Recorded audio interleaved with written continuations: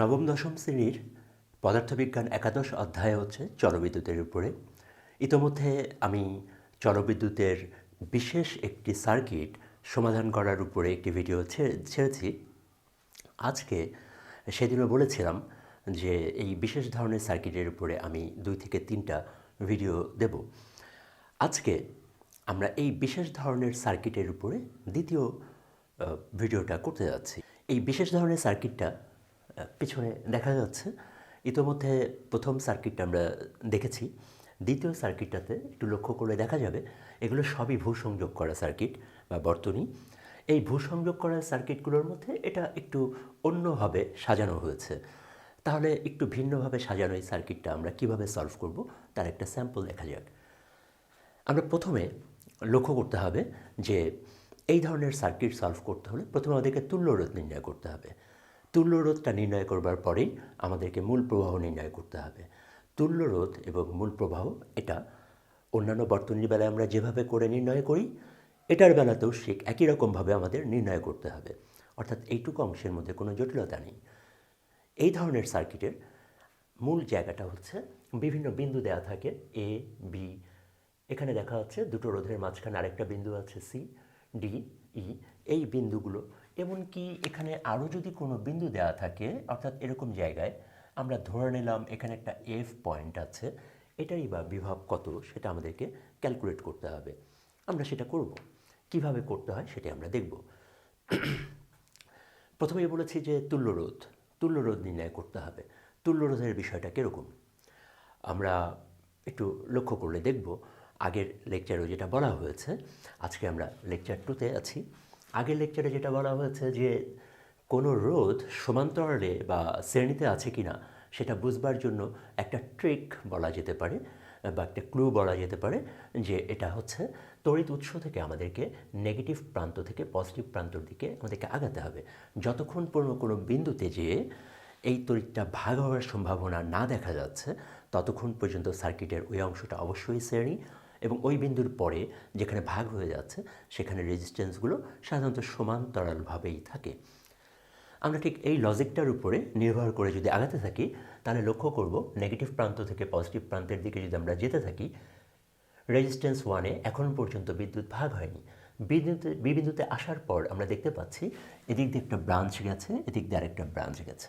তার মানে বি বিন্দুর পরে এই বিডিই এবং বি থেকে এফ এই দুটো ব্রাঞ্চ আসলে আছে পরস্পর সমান্তরালভাবে। আরেকটু লক্ষ্য করে দেখা যাবে এই বিএফের মধ্যে কিন্তু আবার দুটো রোধ আছে শ্রেণী সমবায়ে, মানে মূল বিদ্যুৎটা এখান দিয়ে প্রবেশ করবার পরে এটা আবার ভাগ হচ্ছে না, দুটোর মধ্য দিয়ে একই প্রবাহ যাচ্ছে। অতএব এই দুটো রোধ পরস্পর থাকবে হচ্ছে শ্রেণী সমবায়ে। তাহলে আমাদের কাজ হবে এই দুটোর তুল্যরোধ এখানে 1 ওহম এবং এখানে হচ্ছে 2 ওহম, এই দুটোর তুল্যরোধ আমরা প্রথমে বের করে নিতে পারি। আমরা যদি এখানে ধরে নিলাম হিসাবের সুবিধার জন্য 1 ওহম, তাহলে এই দুটো রোধ অর্থাৎ এখানে আমরা যদি এই দুটো রোধকে হিসাব করি শ্রেণী সমবায়ে থাকবার জন্য আমরা এটাকে বলতে পারি R S is equals to 1 + 1 is equals to 2 ohm. এই 2 ওহমের সাথে এই 2 ওহম আবার আছে হচ্ছে সমান্তরাল, তাহলে আমরা এটা বলতে পারি 1/r parallel is equals two 1/2 + 1/2 is equals two 2/2, that is 1 ohm. সুতরাং এইটুকু অংশ আমরা দেখতে পাচ্ছি, এইটুকু অংশের মধ্যে তুল্যরোধ দাঁড়াচ্ছে হচ্ছে আমাদের 1 ওহম। তাহলে এই 1 ওহম আবার এই 2 ওহমের সাথে কিভাবে আছে, শ্রেণী সমবায়ে আছে। তাহলে পুরো বর্তনীটার এখন যদি আমরা তুল্যরোধ নির্ণয় করতে চাই তাহলে আরপির মান হচ্ছে 1 ওহম, আর সম্পূর্ণ বর্তনীটার তুল্যরোধ আর ইকুইভ্যালেন্ট ইকুয়ালস টু আমরা লিখছি 2 + 1 ইজ ইকুয়ালস টু 3 ওহম। প্রথম কাজ হচ্ছে সম্পূর্ণ বর্তনীটার তুল্যরোধ বের করা। অতএব তুল্যরোধ আমরা বের করে ফেলেছি, এটা আমাদের প্রথম কাজ শেষ হয়ে গেছে। এই কাজের পরে আমাদের যেটা করতে হবে সেটা হচ্ছে এই বর্তনীটার মূল প্রবাহ বের করতে হবে। মূল প্রবাহ বের করবার জন্য আমরা ওহমের সূত্রের দিকে তাকাবো। ওহমের সূত্র হচ্ছে ভি ইকুয়ালস টু আইআর।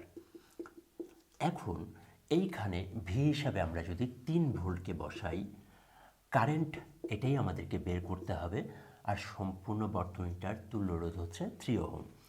তাহলে আমরা এখান থেকে দেখতে পাচ্ছি I is equals to 1 ampere.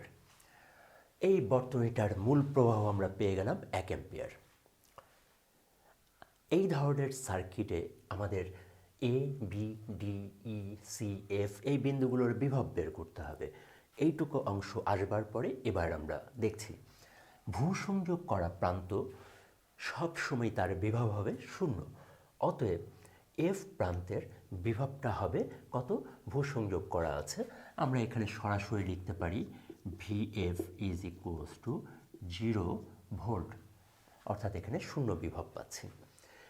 এই প্রান্ত থেকে শুরু করে আমাদের তড়িৎ উৎসের নেগেটিভ টার্মিনাল পর্যন্ত এই পুরো সেকশনটা আমাদের 0 বিভবের মধ্যে থাকবে। শুধু যে তাই তা নয়, আমাদের ঠিক একই রকমভাবে এই রোধের পরের মানে এই প্রান্ত থেকে এফ পর্যন্ত সেটারও বিভব 0। এই কারণে আমাদের ই প্রান্ত যদি কখনো দিয়ে জিজ্ঞেস করা হয় যে ই বিন্দুর বিভব কত হবে, তাহলে আমরা কি বলবো? আমরা বলবো ই প্রান্তের বিভব হচ্ছে ভিই, এটারও মান হবে 0 ভোল্ট। একই রকমভাবে আমাদেরকে যদি সি প্রান্তের এই সি বিন্দু আমাদের যদি এই যে রেজিস্ট্যান্স 3 এই প্রান্তের বিভব জিজ্ঞাসা করে, তাহলে আমরা সেটার ক্ষেত্রেও বলবো বিভব 0। তাহলে বিভব কিভাবে 0 হচ্ছে এবং কতদূর পর্যন্ত 0 হচ্ছে সেটা বুঝবার কৌশলটা হচ্ছে ভূসংযোগ করা বিন্দুটা 0 হবে এবং যদি কোনো রেজিস্ট্যান্স মাঝখানে না থাকে ওই পর্যন্ত 0 হয়ে যাবে। তাহলে এইটার পরে এখন আমরা দেখব বাকি বিন্দুগুলোর বিভব কিভাবে হিসাব করতে হয়। আমরা যেহেতু ইতিমধ্যে এফ বিন্দু এবং ই বিন্দুর বিভব বের করে ফেলেছি, এবার এ বিন্দুর বিভব মনে রাখতে হবে যে এই নেগেটিভ টার্মিনাল থেকে এই পর্যন্ত যেহেতু 0 হয়ে গেছে, তাহলে এই পজিটিভ টার্মিনাল থেকে এ পর্যন্ত হবে +3 ভোল্ট, অর্থাৎ বলা যেতে পারে VA is equals two 3 volt. এরপরে আমাদের একটা রেজিস্ট্যান্স পড়েছে, এই রেজিস্ট্যান্স মধ্যে দিয়ে কারেন্ট যাবে, মেইন কারেন্ট অর্থাৎ 1 অ্যাম্পিয়ার। অতএব একটা বিন্দু থেকে আরেকটা বিন্দুতে যখন বিদ্যুৎ যাচ্ছে রেজিস্ট্যান্সের ভেতরে, তখন খুব স্বাভাবিকভাবে বিদ্যুৎ ড্রপ করে যাবে। তাহলে এখানে ভোল্টেজ ড্রপ কতটুকু হয় সেটা আমরা যদি ক্যালকুলেট করি এ থেকে বি প্রান্তে যাবার সময়, তাহলে আমরা যথারীতি যেতে হবে ওহমের সূত্রে। ওহমের সূত্রে যদি আমরা ক্যালকুলেশনটা করি, আমরা দেখতে পাচ্ছি V is equals two IR। V is equals two IR। এখানে V হচ্ছে 3 ভোল্ট, কারেন্ট হচ্ছে 1, রেজিস্ট্যান্স হচ্ছে আমার 2। তাহলে এখানে ভি এ থেকে বি প্রান্তে যখন আমরা যাচ্ছি, কারেন্ট হচ্ছে 1, রেজিস্ট্যান্স হচ্ছে 2, তাহলে 2 ভোল্ট। অর্থাৎ এ প্রান্ত থেকে বি প্রান্তে যখন বিদ্যুৎ যাচ্ছে আমার 2 ভোল্ট বিদ্যুৎ ড্রপ করবে। আমার এ প্রান্তে বিদ্যুৎ এই বিন্দুতে আমার বিভব ছিল 3 ভোল্ট, তাহলে বি বিন্দুতে এখন 2 ভোল্ট ড্রপ করলে আমার বিভব হবে VB is equals to 1 volt. এরপরে আমরা দেখতে পাচ্ছি এদিক দিয়ে বিদ্যুৎ ভাগ হচ্ছে এবং এদিক দিয়ে বিদ্যুৎ ভাগ হচ্ছে। লক্ষ্য করলে দেখব এখানে দুটো রোধ আছে যার তুল্য রোধ 1 আর 1 2, আবার এই পাশের ব্রাঞ্চটারও রোধ হচ্ছে 2 ওহম। তাহলে বি বিন্দুতে বিদ্যুৎ সমান 2 ভাগে ভাগ হয়ে যাবে, কারণ দুটো ব্রাঞ্চেরই রোধের পরিমাণ হচ্ছে 2 ওহম করে। তাহলে আমাদের মূল প্রবাহ ছিল 1 অ্যাম্পিয়ার। অতএব এই প্রত্যেকটা ব্রাঞ্চের মধ্য দিয়ে 1-এর অর্ধেক অর্থাৎ 0.5 পরিমাণে বিদ্যুৎ পরিবাহিত হবে।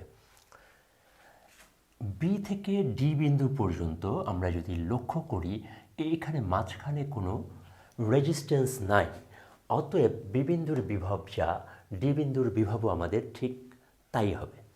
তাহলে বির পরে আমরা যদি ভিডিতে যাই, তাহলে বি বিন্দুর বিভব 1 ভোল্ট, ডি বিন্দুর বিভবও হবে আমাদের 1 ভোল্ট।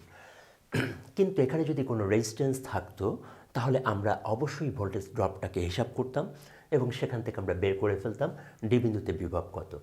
এখন যেমন এই প্রান্তে যদি আমরা হিসাব করি, এটা হচ্ছে রেজিস্ট্যান্স 4, যার মান হচ্ছে 2 ওহম। তাহলে ডি থেকে যখন ইতে বিদ্যুৎ আসছে তখন কতটুকু ভোল্টেজ ড্রপ করবে সেটা আমরা একই প্রক্রিয়ায় বের করতে পারি। V DE is equals to I R. এখানে আমরা আয়ের মান একটু আগেই খেয়াল করলাম 0.5, তাহলে 0.5 যদি হয়, এখানে 0.5, রেজিস্ট্যান্স হচ্ছে 2, তাহলে 1.0 ভোল্ট। অর্থাৎ ডি থেকে ইতে যখন আসবে বিদ্যুৎ ড্রপ করবে 1 ভোল্ট। 1 ভোল্ট যদি ড্রপ করে, ডি বিন্দুতে আমার বিভব কত ছিল? ভিডি ইজ ইকুয়ালস টু 1 ভোল্ট। এখান থেকে 1 ভোল্ট ড্রপ করলে আসলে আমার এই বিন্দুতে বিভব দাঁড়াবে হচ্ছে ভিই 1 বিয়োগ 1 সমান 0 ভোল্ট। আগেই বলেছিলাম যে এফ বিন্দু, ই বিন্দু, এগুলো সব বিভব 0। আমাদের হিসাবটা এই আগে করা ছিল, এখন আমরা অঙ্ক করে দেখলাম দুটোরই বিভব 0, তাহলে কথা মিলে যাচ্ছে। এবার আমরা হিসাব করব সি বিন্দুতে বিভব কত এবং একই সাথে চেক করে দেখব যে এফ বিন্দুতে আসলেই বিদ্যুৎটা 0 হয়ে যাচ্ছে কিনা।